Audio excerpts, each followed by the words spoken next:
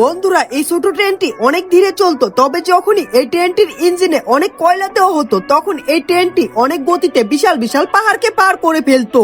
এবং এই ট্রেনটির সামনে হঠাৎ একটা কচ্ছপ চলে আসে, কিন্তু এই ট্রেনটি ব্রেক করে কচ্ছপটিকে বাঁচিয়ে দেয়। এবং এই ছোট ট্রেনটি সবসময় তার যাত্রীদেরকে নিরাপদে বাড়ি পৌঁছে দিত। কিন্তু হঠাৎ একদিন ট্রেনের মালিক বাইরের দেশ থেকে একটা বড় বুলেট ট্রেন কিনে আনে, যার কারণে এই ছোট ট্রেনটিকে কয়লার কারখানায় পাঠিয়ে দেওয়া হয়। এবং এই কয়লার কারখানায় এই ছোট ট্রেনটিকে চাবুক দিয়ে পিটিয়ে কাজ করানো হতো। এদিকে এই বুলেট ট্রেনটি প্রচন্ড গতিতে রাস্তা দিয়ে চলতো, যার কারণে এই ট্রেনটির সামনে যত কিছুই আসুক না কেন এই ট্রেনটি কখনোই থামতো না। এবং এই বড় বুলেট ট্রেনটি তার যাত্রীদেরকে অনেক দ্রুত স্টেশনে পৌঁছে দিত, যার কারণে এই ছোট্ট গ্রামটি কিছুদিনের মধ্যে শহরে পরিণত হয়। এবং এসব দূর থেকে দেখে এই ছোট ট্রেনটির অনেক মন খারাপ হয়। তবে একদিন হঠাৎ করে এই বড় বুলেট ট্রেনটি ব্রিজ পার হবার সময় ব্রিজ ভেঙে পড়ে যায়, যার কারণে সব যাত্রীগুলো জীবন ঝুঁকিতে চলে যায়। এবং তখন এই ছোট ট্রেনটি নিজের জীবনের ঝুঁকি নিয়ে কয়লার কারখানা থেকে পালিয়ে বড় ট্রেনটিকে উদ্ধার করতে চলে আসে। এবং এই ছোট ট্রেনটি বড় ট্রেনটির বগিগুলোকে নিজের সব শক্তি দিয়ে ভাঙা ব্রিজ থেকে ট্রেনের রাস্তায় নিয়ে আসে, যার কারণে যাত্রীগুলো জীবন বেঁচে যায়। তবে